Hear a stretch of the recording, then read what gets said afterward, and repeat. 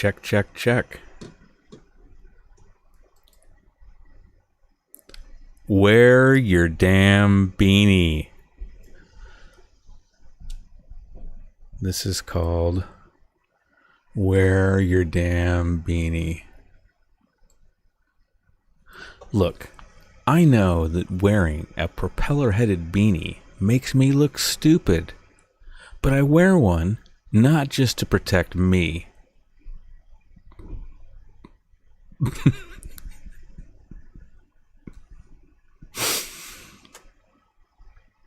But to protect you.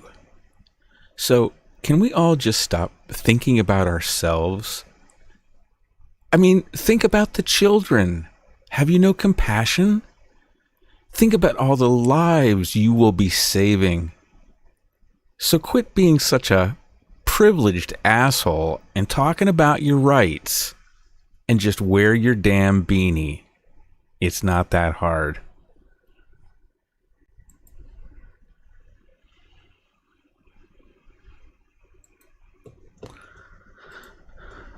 Okay, friends, I've been wanting to do that. I was getting a lot of likes and shares and things on Facebook. People really reacted to that.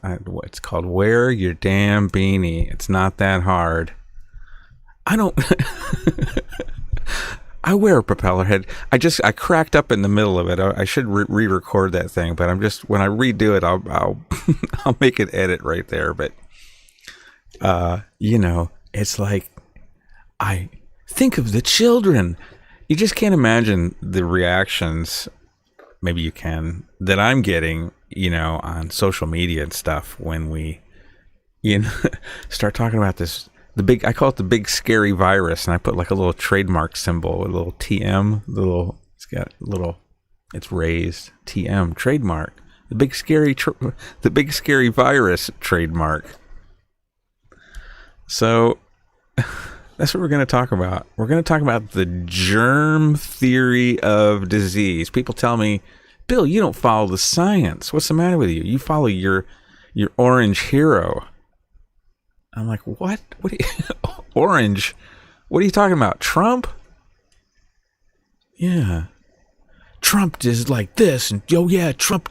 I'm like, what are you talking about, Trump? I'm talking about coronavirus. I didn't say anything about Trump. Why are you talking about Trump?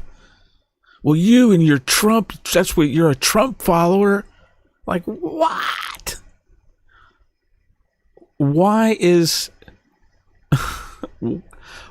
virus skepticism automatically a Trump thing? I just don't, that's not, I've been a skeptic my whole life. It's not, I don't really, I'm aware of Trump. I don't follow Trump. I'm not a big Trump fan. I don't hate him like the Democrats do. The Democrats, I've got a new way. I call it a fetish. It's like these Democrats, they claim to be Christians, most of them.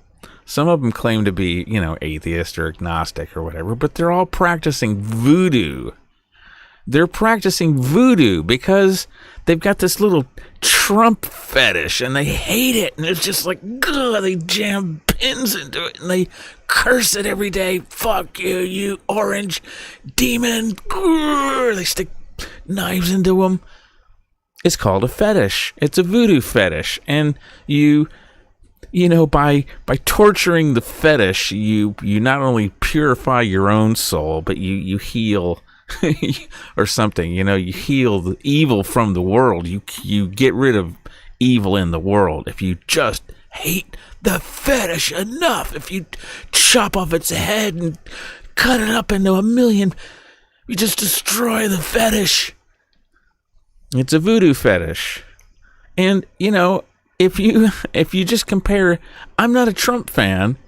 I'm just saying I have a reasonable expectation of politicians based on, I'm just saying, if you compare performance between Obama and Trump, I don't see a huge difference. I think Obama got us into more wars than Trump has. Trump is probably kind of maintaining the status quo in a lot of places. Trump stopped an airstrike on Iran.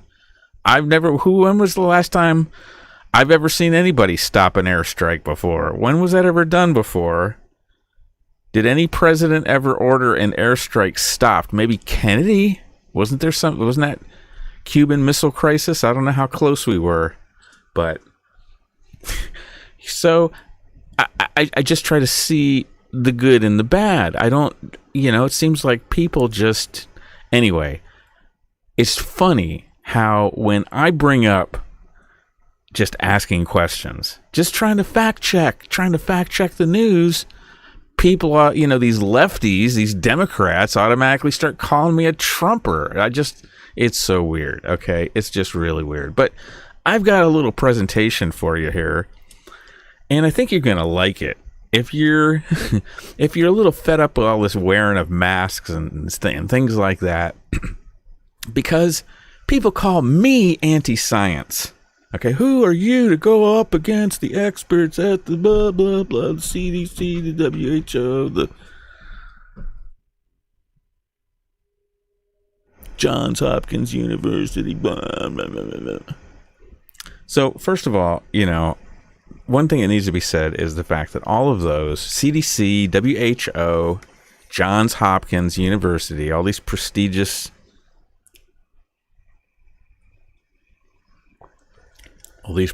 centers of wisdom, it's all part of the allopathic Western system is not the only way to look at health and healing. It's not the only model, but it's become the dominant model due to violence. I'm just stating a fact, okay? The Western allopathic patent medicine for-profit, they call it the MIC, Medical Industrial Complex, okay? Allopathic medicine. It's not naturopathy. It's not holism. It's not osteopathy. It's none of those things. It's not Ayurveda. It's not based on your body type and, the place where you live. I'm just saying, the Western allopathic medical system is not the only system. And in fact, it has some characteristics that might not be, so desirable. And that is that it's for profit, for one thing. Profit is contrary to the Hippocratic Oath. So, and Bill Gates, these big foundations, the Rockefellers, if you go, you have to study the history. And there's a series of videos done by the Corbett Report about Rockefeller medicine. Just look up Rockefeller medicine. I've seen a couple different reports on this, or films, documentary films. Corbett Report is a very great source. Rockefeller medicine. It was a design. It was a 50-year plan, 100-year plan that they put into place. It was not a system to provide health and healing. It was a system of control and profit. That's what we have today. So when you start citing all these experts at the CDC and Dr. Bluckety Bluck and over here at the... So, I don't have a PhD, but I know a lot about science. I've been working in scientific fields my whole career, okay? I know a little bit about science. I've studied science. I've studied the philosophy of science, okay? And if you're one of these people, first of all, that believes that the practice of science is reserved to people that have PhDs, you've kind of missed the message of the Enlightenment. So, no big deal, just the last 500 years of Western philosophy, okay? Maybe you were out that week when you studied 500 years of Western philosophy. So, the point is,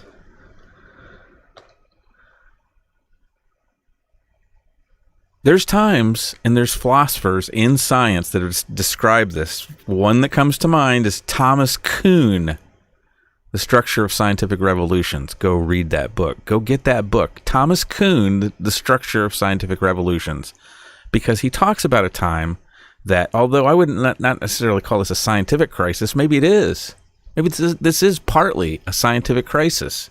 Because the scientists are telling us gobbledygook. They're telling us, stupid stuff. It doesn't make any sense. It's like, I know these people that have master's degrees and they come out and they don't have any common sense. What happens to their basic powers of like observation and reason?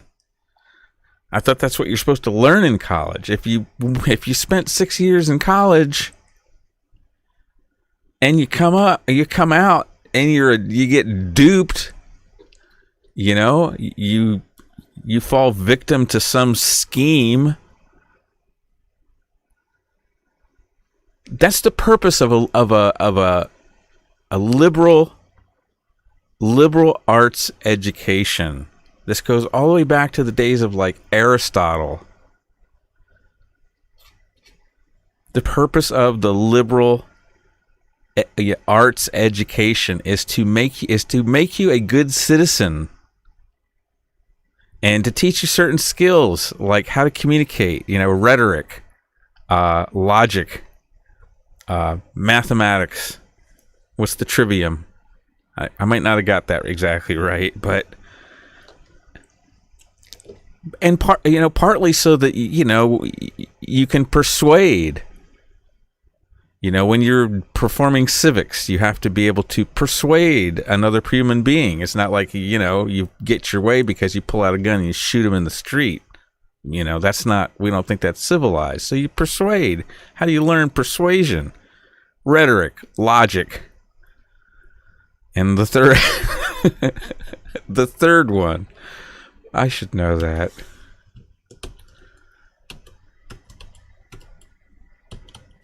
Trivium.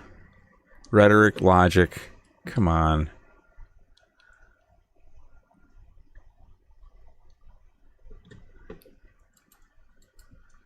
I think it's trivium.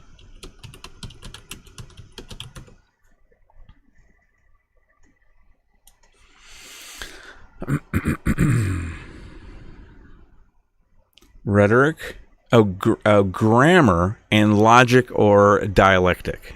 And dialectic is it's telling a story. It's a mode of persuasion. That's the dialectic. Thesis, antithesis, and synthesis. But that structure you see that structure other places too, which I'm not even going to get into. But so where was I?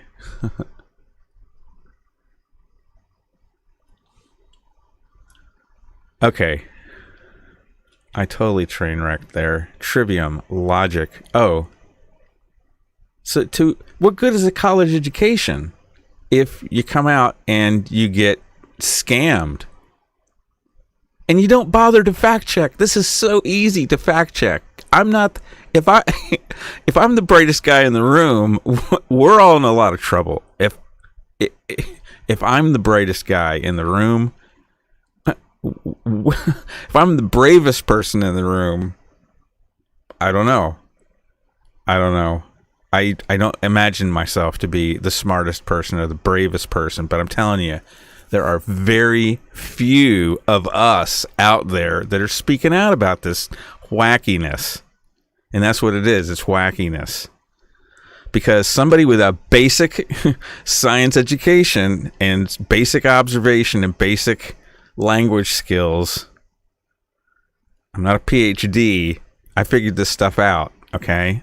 And here's how you start out. If you really want to go deep on this subject matter, go study the work of Peter Duesberg. You will learn a lot about how they scam viruses by studying the work of Peter Duesberg. Okay? I learned a lot. This was 25 years ago. I studied Peter Duesberg, and I learned a lot about this stuff. Okay. Let's try to go through this, okay? Let's go through this. So let me just say this, I'm just telling you, friends, I work in the public interest, and I really survive on donations and grants. So, I have a budget shortfall this month. And if you appreciate my work, I really appreciate donations in any amount. I really have to raise about $1,000 this month.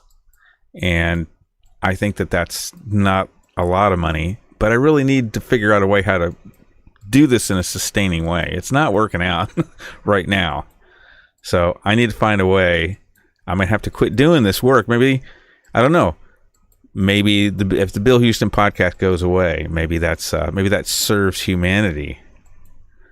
But if you do appreciate my work on a variety of these subjects, usually on environmental issues about human health, public safety, bomb trucks, and fracking, battery incinerators. Who was the first person in Endicott to say battery incinerator? Actually, it's kind of interesting because the first person to say it on the news was actually Linda Jackson. She said battery incinerator, which is kind of funny because she says it's not an incinerator anymore. That's the link, friends. I'm not kidding. I do appreciate $5, $10, $20. I get every kind of donation, $20 donations all the time. I'm grateful for all the donations. The big, some people have the means and can make larger donations. You know, $100, $50, $100, $200 donations. Those ones really make a big difference right now. There is my snail mail up there. William Huston, P.O. Box 22, 13761. Okay, let's get into this. Enough begging, Bill. So what we're going to talk about is... Oh, come on. I'm going ahead of myself. I can't stop myself. I can't stop. I don't know what that is. It sounds like James Brown or something. I can't stop. We're going to talk about the germ theory of disease. Let me just check really quick before I start. This is the big program. This is what you've been waiting for. Looks like we had 2 playbacks. Okay. If anybody tunes in, click the like button. Please click the like button. Click the like button and share this video. Okay, here we go. Germ theory of disease. So, for the last 100,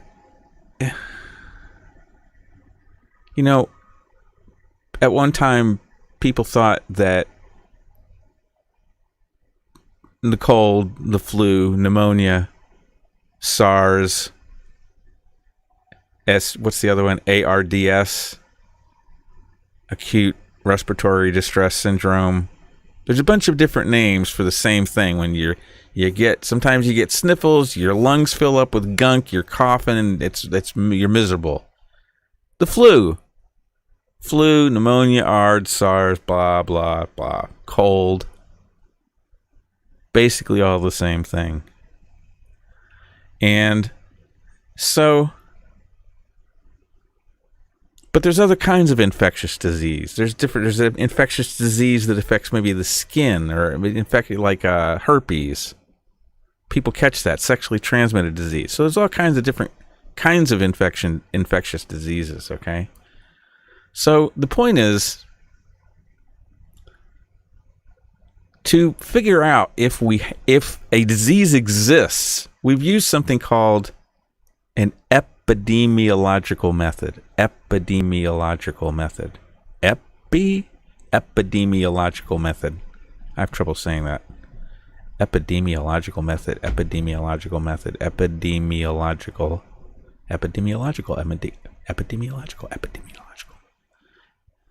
The standard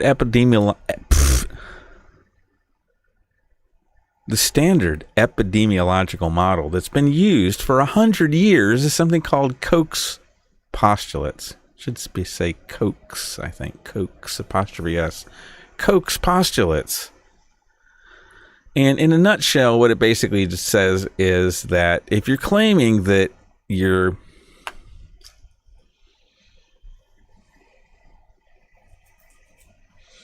if you're claiming that you're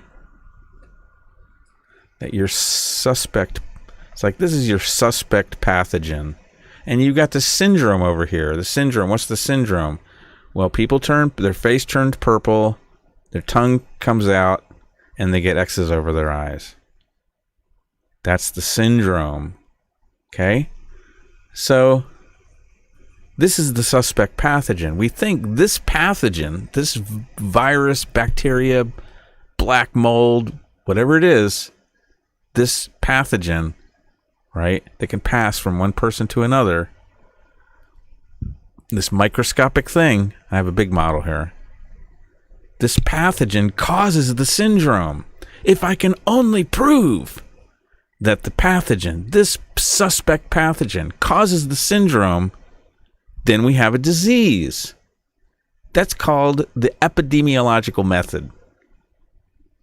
Okay? It's pretty simple. These concepts they're like, who are you? You don't have a PhD. You know what? Go back and study the Enlightenment. Go back and figure out the scientific revolution. What was going on? Well, that was a rebellion against something. Against what? Against authority, maybe. Against the abuse of authority of the church. And what I'm suggesting is the scientific academy is the new clergy. They're the new cloistered. They're the ones that are abusing their power. Okay? So, but anyway, the point is, if you believe, you're telling me that I'm unscientific. Okay? Let's talk about your science. If you're scientific, let's talk about it. Let's talk about how it works. Where have you ever seen anybody break this down before? Pathogen causes syndrome disease. So in what they're talking about today, what could we call it? We could call it, they changed the name of the virus a bunch of different ways. There's like really 4 or 5 different names for the virus. They call it one that SARS-2-NCoV or SARS-NCoV-2. Or they dropped the N for novel. Now it's just SARS-CoV-2. So it's got several more names beside that. But let's call it SARS-CoV-2.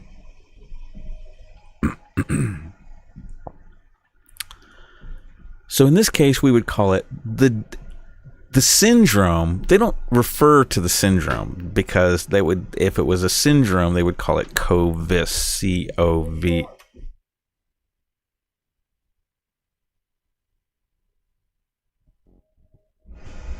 C-O-V-I-S, COVIS, for syndrome. Like AIDS is as acquired immune or immunodeficiency syndrome. The syndrome is the cluster of symptoms. So if we say the pathogen, the suspect pathogen, this virus, this bacteria, whatever it is, this thing causes the syndrome. We showed this. We proved it. Koch's postulates is all about proving that. I mean, it gets technical. It's like, first of all, you got to say everybody. You start out by saying everybody that has the syndrome better have the suspect pathogen. That's number one. Number two is if you isolate the suspect pathogen and put it into a person, and that person will develop the syndrome or they will develop the disease. That's another part of it. So it's like there's several different steps to it, but that's basically it. You basically have to show that everybody that has the syndrome is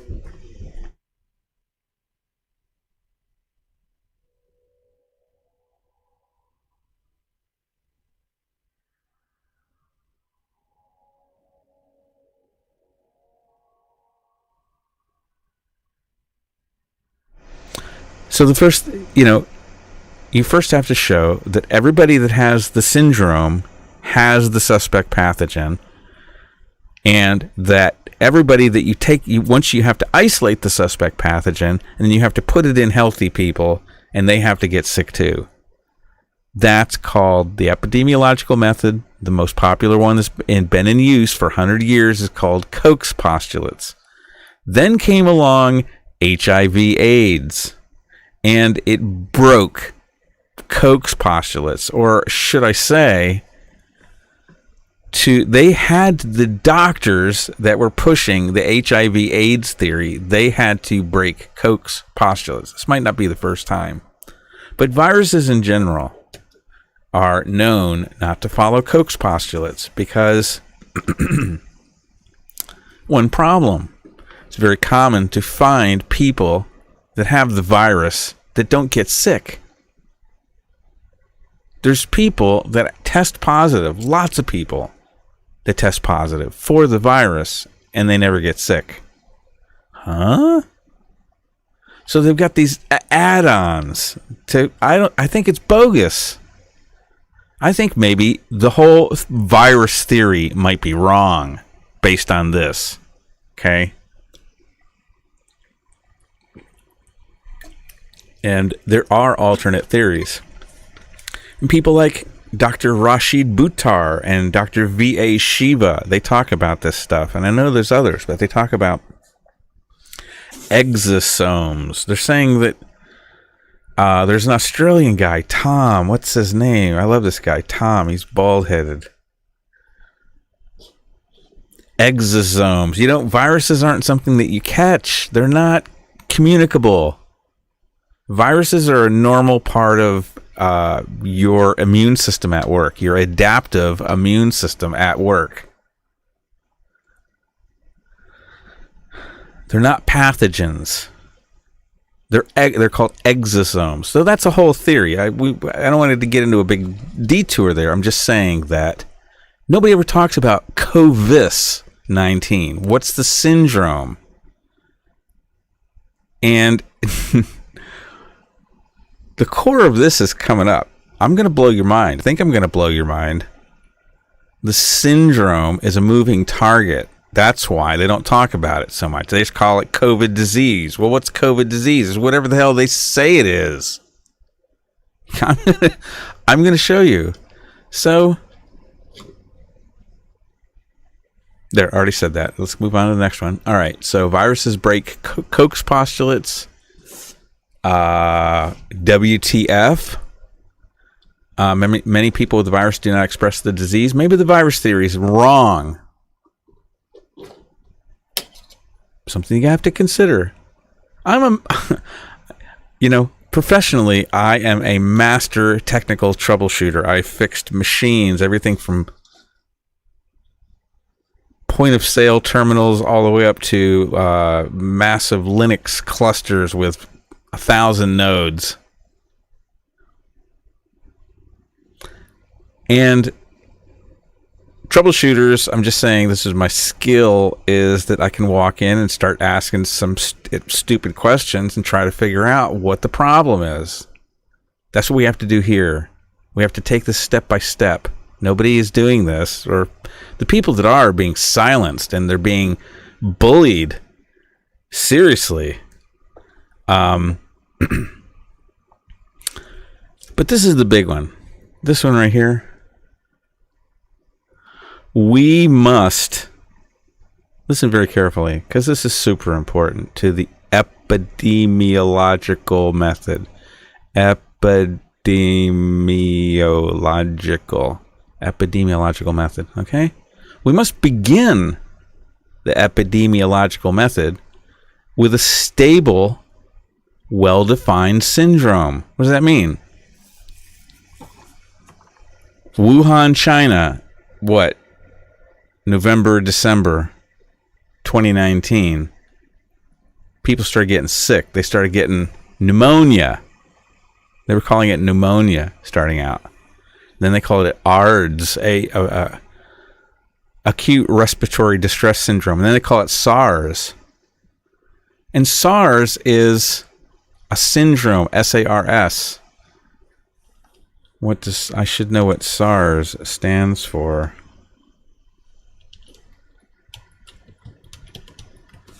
Let's look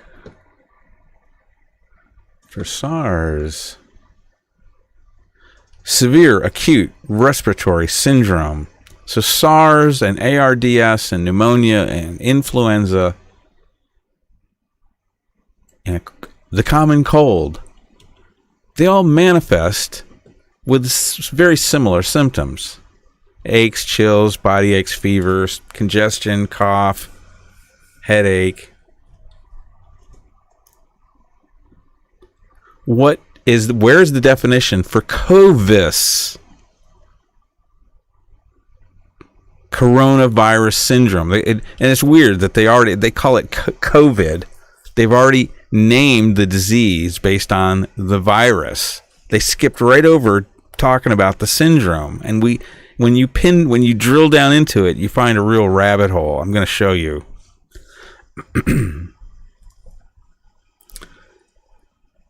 You have to begin your epidemiological method with a stable, well-defined syndrome. If your syndrome is moving all over the place, it's like trying to plot a course between two cities, like Philadelphia to Boston. Okay? Yeah, somebody. This is the old days before GPS and Google, so you had to pull out these maps. So you sort of get a copy of the map and you draw on it. You draw the route. Okay. What did I say? Philly to Boston. That's the map I drew. Philly to Boston. We're starting in Philly and going to Boston.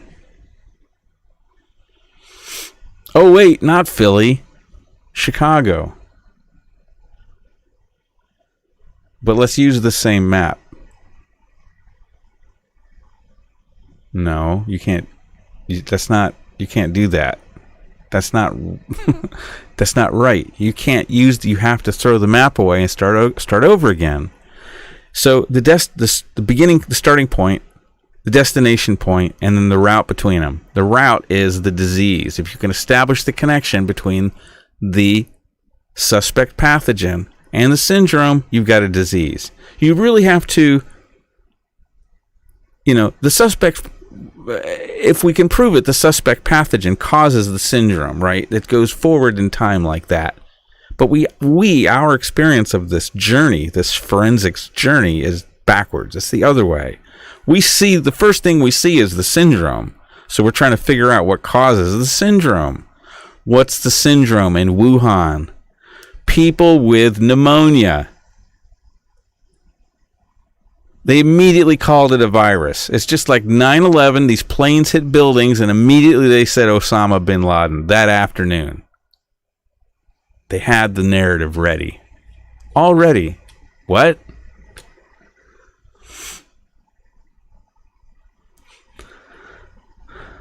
If we start asking questions, like, for example, I don't think I have a slide for this, but I'm going to say this right now because this is important.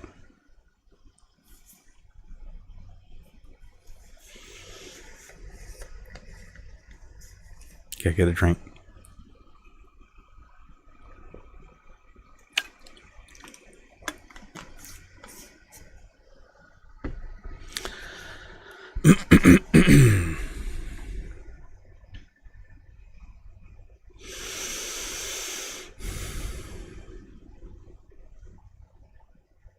Getting back into my train of thought.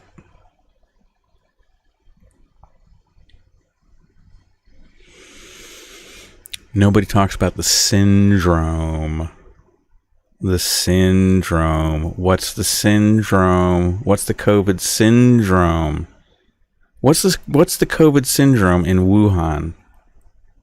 Pneumonia, flu-like symptoms, ARDS, SARS, the influenza, common cold.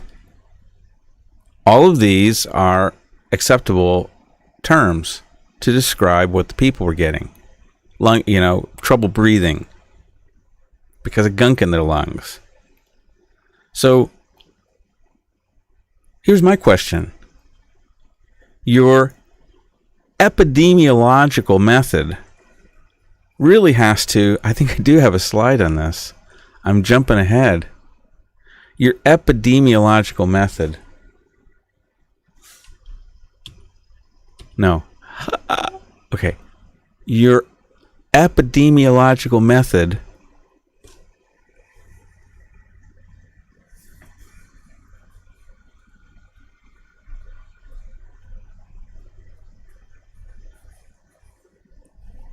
so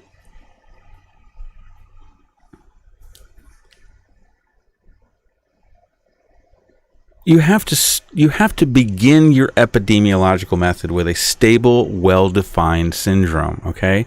So, I was going to say, in Wuhan, part of your epidemiological method, you have to examine alternative hypotheses. And there's this thing called the null hypothesis that's involved in comparing different hypotheses. It's a test for pseudoscience. If you don't do this, what you're practicing might be pseudoscience. If you're not going through this careful review, there wasn't a careful review. It was happened so fast. Within a couple of months, there was something happening in China to lockdown in America. It was way fast. And when they locked down, if you looked at the numbers, there was no excess deaths in the United States early March when they locked everything down. The excess deaths happened a month later, happened at the end of March. I have a slide on this coming up.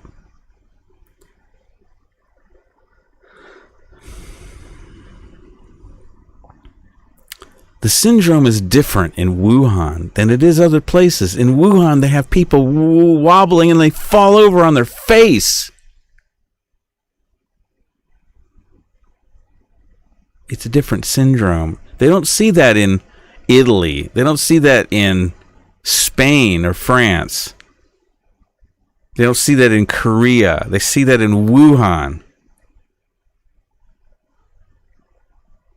Wuhan, the people of Wuhan have been fighting toxic incinerators. I think it might be more than one. Toxic incinerators. They're burning trash. Probably hazardous waste, too. It's like America in Wuhan, and people are getting sick. And Wuhan is also getting 5G early on. Early adopter city. When you're doing, people develop a new syndrome. You have to look at a whole spectrum of different things. Bacteria, black mold, radioactive materials, exposure to radioactive materials. It could be exposure to some kind of new radio frequency. Maybe it's chronic exposure to low-dose Wi-Fi. We don't know. We're the first generation that's had this stuff all around us all the time like this. So we're bound to see new things popping up. They immediately jumped on the virus theory. Immediately. Like they had the story prepared. Oh, wait. Yes, they did. It was called Event 201. It was a coronavirus.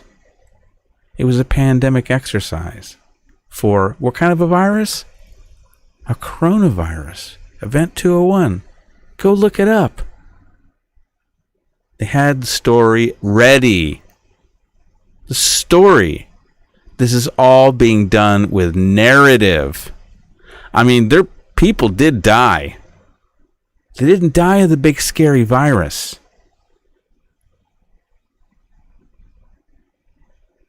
That's not why they died.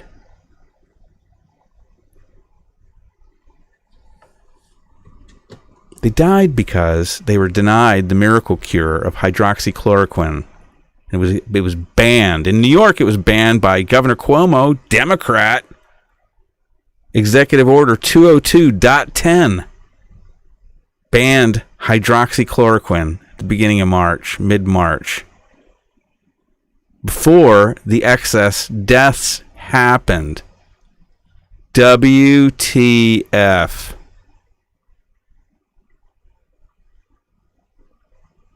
Governor Cuomo, Democrat, banned the miracle cure off-label use by Executive Order 202.10 in March 15th. I should know the date.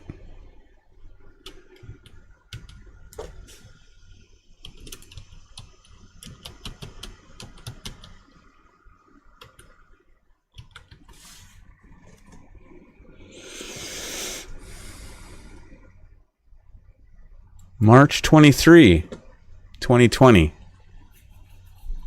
The deaths started happening that week, end of that week, and the next week. That's when the spike started. After Cuomo, by Executive Order 202.10.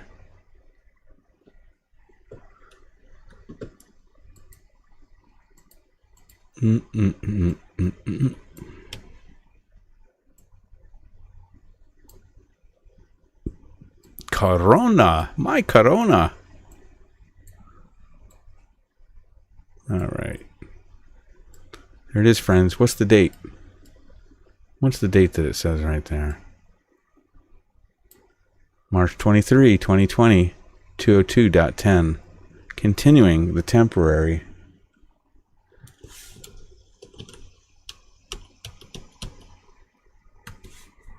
You don't believe me? What's that say?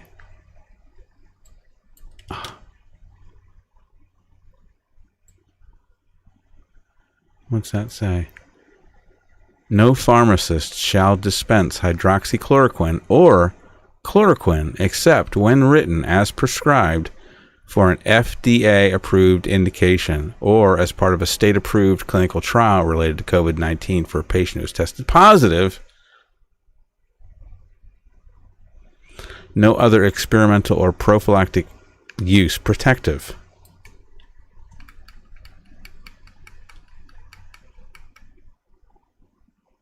He banned the miracle cure. March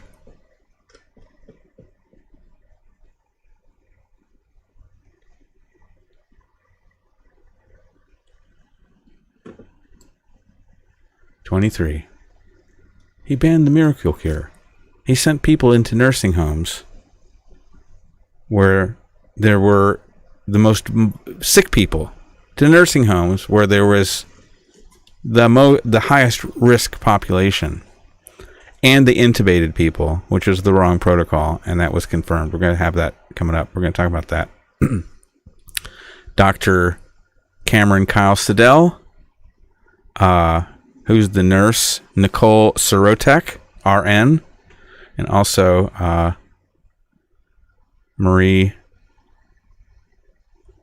Erin Marie Olszewski, registered nurse. Those three. They all said, we're killing people. We're doing the wrong thing, and we're killing people. We're blowing out their lungs on these ventilators. People do die on ventilators. There were tens of thousands of deaths that were preventable. There were 20,000 deaths just in New York, excess deaths. At least. Maybe more. Probably double that number if you include certain, murders, suicides, drug overdoses. Effects of the shutdown.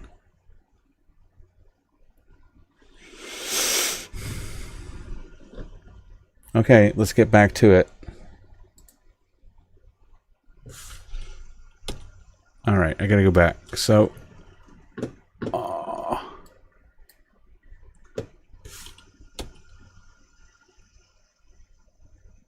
come on.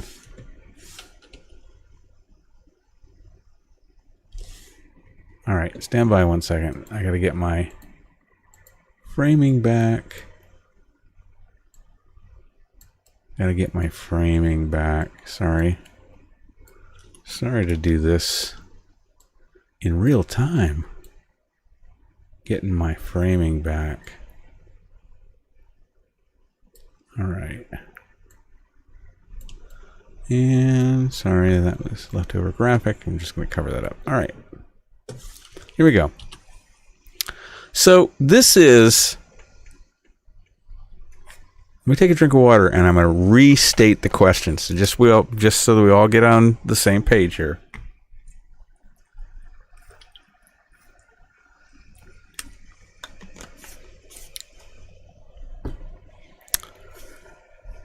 The question is, what is COVID syndrome? It's different from place to place. That's one thing that's a little bit unusual, and I say that one thing I learned as a technical troubleshooter, when you have something like that, when you have the R0, the rate of infection, changes wildly from place to place. In Italy, the rate of infection was 10 times that as the rate of infection they call it R0 or R0. 10 times that of Korea. Italy. Makes you think there's some unique local conditions there, maybe. Or maybe it's a different freaking disease altogether. R0 shouldn't be vastly different from place to place. The rate of infection. The symptoms shouldn't be radically different from place to place, like the people falling over in Wuhan or COVID toe. Or that's a real thing. Look it up. COVID toe. The symptoms shouldn't be all over the place from place to place. It should be the same thing. So the question is, what is COVID syndrome? What's COVIS? COVIS. They've already decided it's a virus. That's what the V stands for. I don't really like that name, COVIS, because it already seems to pre-decide that it's a coronavirus. Coronavirus. We shouldn't name the symptom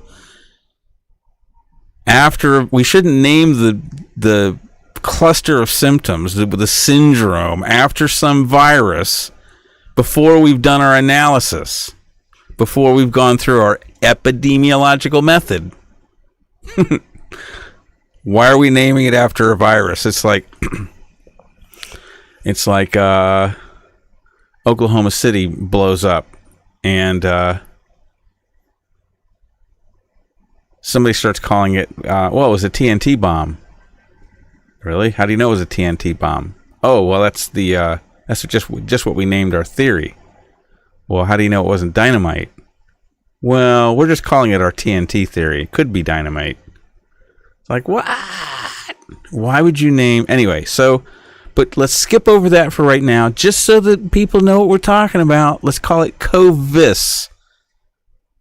COVID-19, the syndrome. What is the syndrome? Okay, we're trying to answer that question here. CDC, 3/14, March 14th, 2020. Here's what they had. Wayback Machine. Watch for symptoms. Fever, cough, shortness of breath. That's it.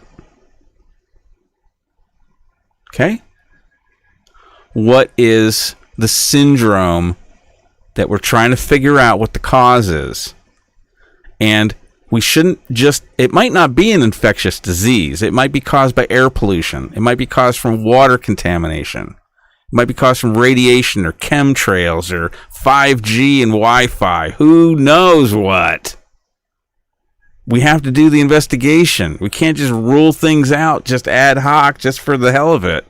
Just because we don't like, 5G, that's a crazy theory. No, you have to investigate. It's a new thing. 5G is a new thing. It's really different from all the old things in terms of its power density, in terms of the frequencies that they're using. It's crazy. There might be human health impacts. We need to be on the watch for that. It's not a conspiracy theory. It's science. It's prudent science. I want to see the paper where that stuff was evaluated to causing the syndrome. But we're getting a little bit ahead of ourselves. Right now, all we're trying to do is figure out what is the syndrome. Okay? So, let's go back. March 14th, there was 3 things. Fever, cough, shortness of breath. Let's go ahead about 1 month. April 16th. What's this? There's some new stuff there's been a bunch of new things that were added. Let's do a close-up here. So they added chills. So there's fever, cough, shortness of breath. This is what we started with. They added chills, repeated shaking with chills. when it's repeated shaking with chills, is it like somebody else that's shaking you? Does that count? It's like, what's a symptom of COVID? Well, somebody breaks into your bedroom and shakes you at night. Muscle pain, headache, sore throat, new loss of taste or smell.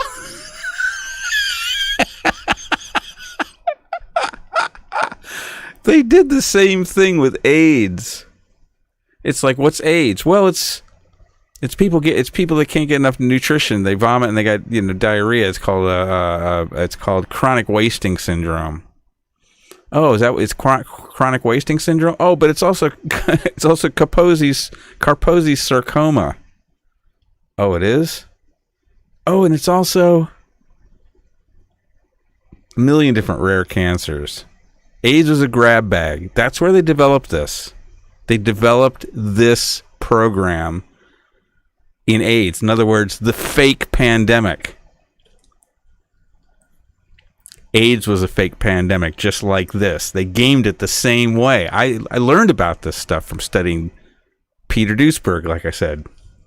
But it's not hard. If you have a basic science education, like I said, I'm not the brightest bulb in the pack, but I got a basic science education. I have eyes that can see, and I have reason. I have a brain. I'm not afraid to use it. So there's what it was in March 14th. Fever, cough, and shortness of breath. So then they added chills, repeated shaking with chills, muscle pain. It's like, well, we've got spam, egg, sausage, and spam. We've got spam, baked beans, spam, and spam. Well, there's chills. There's repeated shaking with chills. There's muscle pain, headache. Muscle pain, headache, and chills. Repeated shaking with headache and no muscle pain. Sore throat. New loss of taste or smell. So they're adding stuff. What's all this stuff at the bottom? Oh, this list is not all inclusive. We've also added, if you develop emergency warning signs. These are the emergency warning signs now. Whoa, you got to seek medical attention immediately. Trouble breathing. Tung. Persistent pain or pressure in the chest. New confusion. Man, there's a lot of that around. Or inability to arouse. Bluish lips or face. This list is not all inclusive. So you might be just a regular person walking down the street and we're going to tell you that you got COVID. It's anything. Look at what they're changing. We're just getting started. This is just April. We're just getting started. Look at this, okay? So this is May 13th. May 3rd. What? Oh, they're dropping symptoms. They dropped headache. And they also reiterated this list is not all possible symptoms. They said it here and they said it down here. This list is not all possible symptoms. Oh, look. And we've got some new stuff. Let's wait. What is it? We still have the cough, the shortness of breath. Some of these are rearranged a little bit. Fever, chills. They dropped the repeated shaking with chills.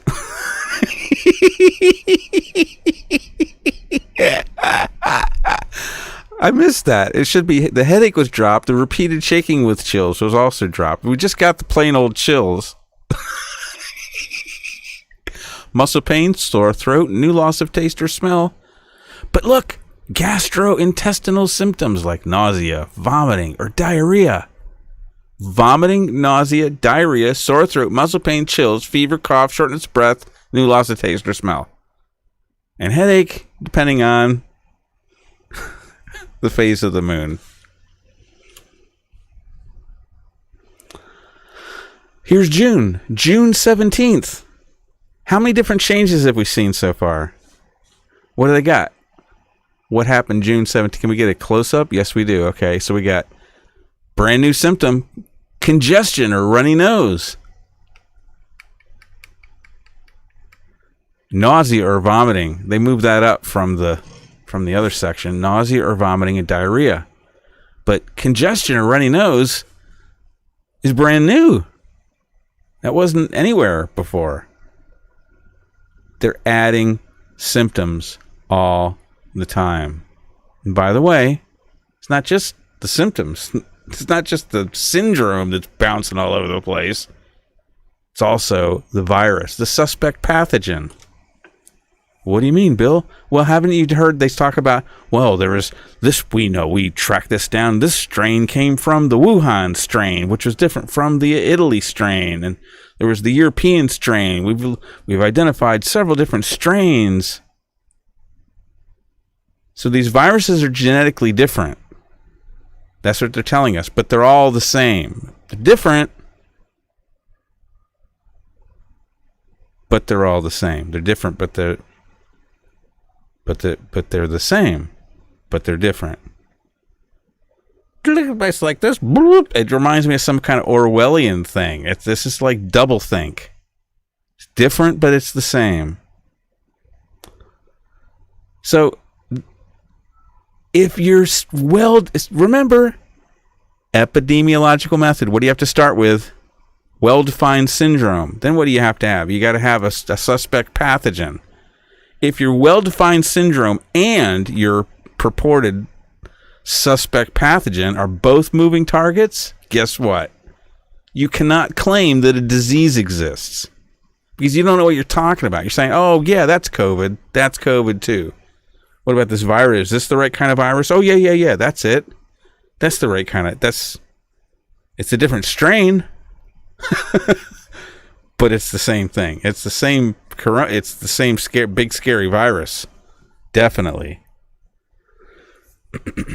This is a fail of science. Remember before we started out talking about Thomas Kuhn? He talked about what you do in a crisis. The Structure of Scientific Revolutions. I highly recommend that you go check that book out. A few of us read that, refresh on that, because that tells us what to do. It's basically go back to your first principles. Don't trust the experts. Don't trust the law books or the scientific law books.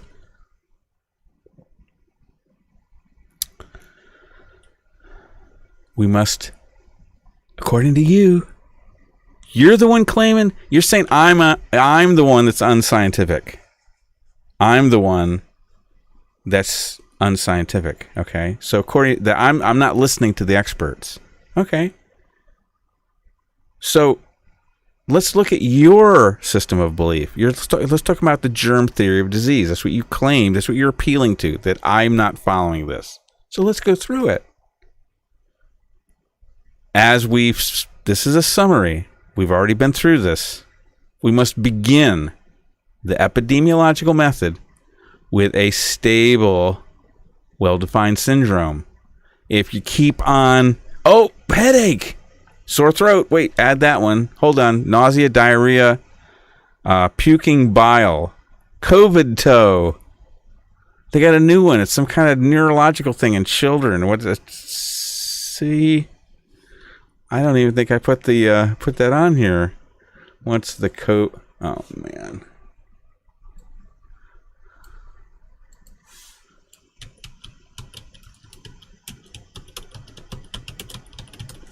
What's the COVID syndrome? Multi-system inflammatory system. MISC. Multi-system inflammatory syndrome in children. That's a new COVID-related.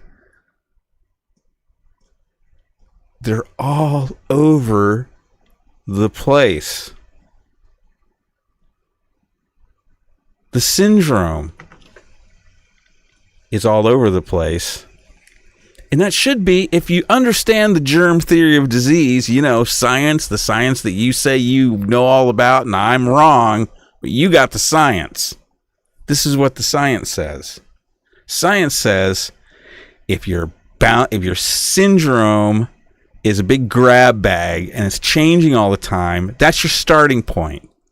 You're selling me a syndrome that's a moving target that's named after a particular virus. You cheated. The whole thing is a con, and it's so simple to see. And I have all these lefties that are just psychos that are flaming me and cursing me and blocking me and writing these big tropes about you're Trump, you're Trump. I'm like, I didn't say anything about Trump. I'm talking about science. How science works. This is how science works. Anybody can understand it. Go back to the Enlightenment. Scientific revolution, age of reason. Remember all that stuff? You studied that stuff, right? Syndrome creep should be, if you understand the germ theory of disease and you understand epidemiological method, if you're undergoing syndrome creep, you're probably being sold a story, a narrative, a bullshit story. How come falling over is part of COVID syndrome in Wuhan and no place else? What? Why is R0, the rate of infection, and the case fatality rate also highly variable? New York has 10 times the case fatality rate worldwide. Why is the case fatality rate in New York 10 times higher than the world average? What? Oh, could it have something to do with the fact that he banned hydroxychloroquine, the miracle cure? He sent sick people into nursing homes where the most exposed population was, the most vulnerable population was? Is it because they intubated people and blew their lungs out with a completely improper protocol that didn't help anybody? It killed people. They killed people with improper medical protocols.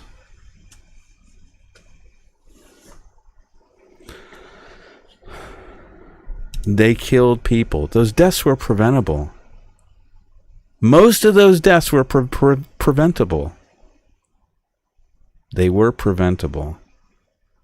So if your syndrome is experiencing syndrome creep, creeping syndromism, in computer science they call it creeping featureism. Where you're trying to sell some product and they go, oh, can you add a GUI console? Oh, okay, just add a GUI console. Oh, can you add tape backup? And pretty soon you've got this gigantic thing. If your suspect pathogen, I probably have a slide on this. If your suspect pathogen is a moving target and so is your syndrome, you can't say that you have a disease. You're confused. You're mixed up. We don't know that this is a single disease. We don't know if it's an infectious disease. Where is the scientific study where we examined all these alternative theories, like air pollution, like water contamination, like 5G? This is my analogy. It's like, Captain, the captain of the ship says, plot a course from Paris to New York. The mate says, aye, sir. Captain says, sorry, not from Paris, from Sydney to New York. Sydney, Australia? That's right, aye. Mate says, okay, no problem, sir. And the captain says, oh, wait, we're not going to New York, we're going to London. You don't know where you're starting from. You don't know where you're going to. Both points on the map are shifting all over the place. The disease is the connection between the suspect pathogen and the syndrome. If both of those are, they're moving targets. They're all over the place. I need to get a better camera. That's probably because I got a low bandwidth USB camera. I need a higher bandwidth camera.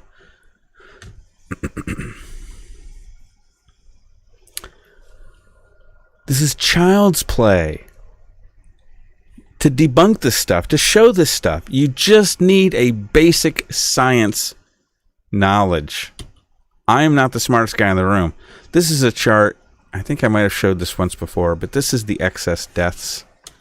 This just shows that CDC issued some kind of definition of what a COVID death was in early March. March 7th declares an emergency. Do you see any excess deaths in early March? No, there weren't any. Imperceptible. Governor Cuomo bans off-label use of hydroxychloroquine. That was March 23rd. And then March 24th, he's on TV going, we need more ventilators.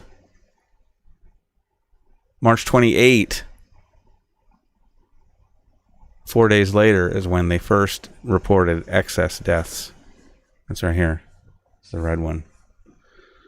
March 31, 2 days later, Dr. Cameron Kyle Siddell does a YouTube video where he says, we're doing the wrong thing. These people are dying because of what we're doing. March 31st. April 2, CDC revises their guidance on certifying COVID deaths. Dr. Birx on TV a couple days later, she's like, a press conference. Oh, yeah, we've got a very liberal approach to mortality. What does that mean? It means we're calling everything a COVID death. That's what that means. Now, the peak, according to the data, I got this data here.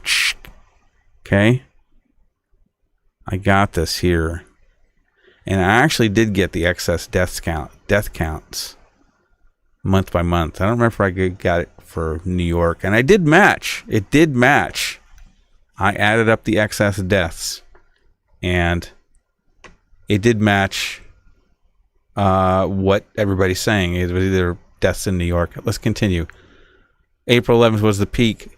April 27th, Dr. Ngozi Ezeki, who is with the Illinois Board of Health, said 90% had comorbidities. So it's not a pure...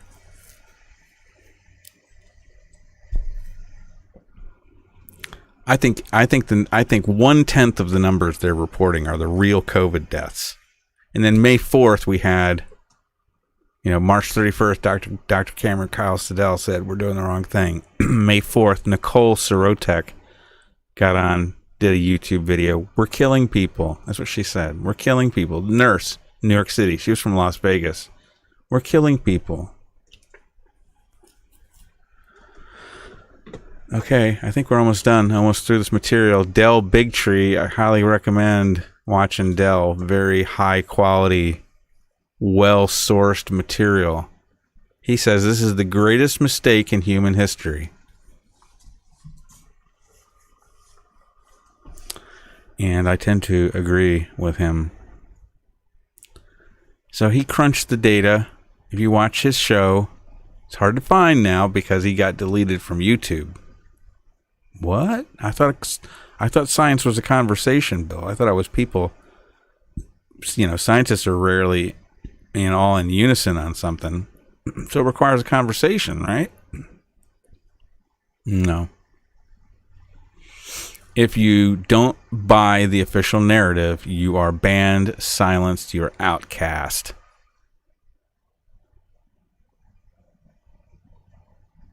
So it's almost like the chances of a child dying from COVID is around the same odds as picking up a random deck of cards, shuffling it, and then drawing 4 random cards and you get all 4 aces. It's about 1 in 300,000. About the same odds as a child dying from COVID. Okay? The chances of somebody in the highest risk group, 65 and older, it's about the same as your odds of getting struck by a car and killed by a car sometime in your life. 1 in 500. Okay? So the real death numbers, the real death counts are much lower. 4 aces, 65 over. It's like walking down the street and, getting killed. I already said that. Okay, so I think this is one of the last slides that I have. I just want to say a little bit about masks. Just wear a mask. It's not that hard. Remember the thing I opened with, the propeller-headed beanie? It's not that hard.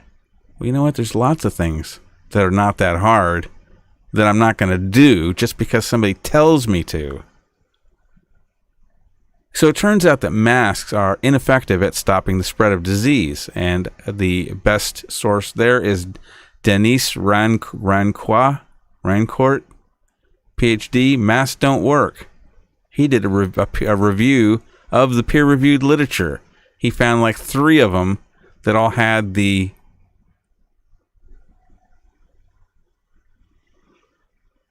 I forget what they call it. It's a particular kind of blind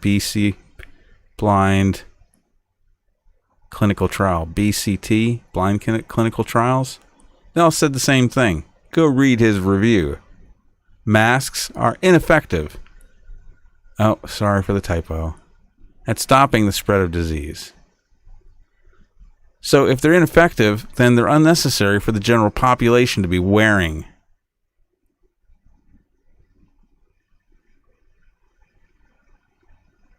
They're unnecessary. If they're ineffective, then that means they're unnecessary. But as a bonus prize, as a bonus booby prize, masks are also unsafe. They're unsafe for a lot of different reasons. They create an unsafe hazard within seconds of use, according to OSHA standards for carbon dioxide. Several people have made this measurement. I know there's measurements that show all kinds of different things. I'm just saying that I've seen measurements that I believe that are done using portable meters. You stick it under the mask, you measure how much CO2 is right there. It goes within seconds. Hazard. Alarms going off. So if it's ineffective and it's unnecessary and it's unsafe, also people are they're breathing their own gunk. It's not natural for us to keep that gunk inside of us. We're always dripping stuff out of our nose and, sweat coming out of us. You trap it right here with a mask. First of all, polyester mask. People are getting rashes. I've seen pictures of people getting mask rashes. And masks, somebody brought up the masks that are made from cotton. Actually, cotton is not regulated like a food crop is. So cotton gets double or triple doses of chemical fertilizers, pesticides, herbicides. I'm not wearing one. Okay, that's the end of the show on the germ theory of disease. I don't see anything in the chat. I am signing off. We will see you next time. I work in the public service, friends. If you consider this work valuable, I would ask my screen just locked up.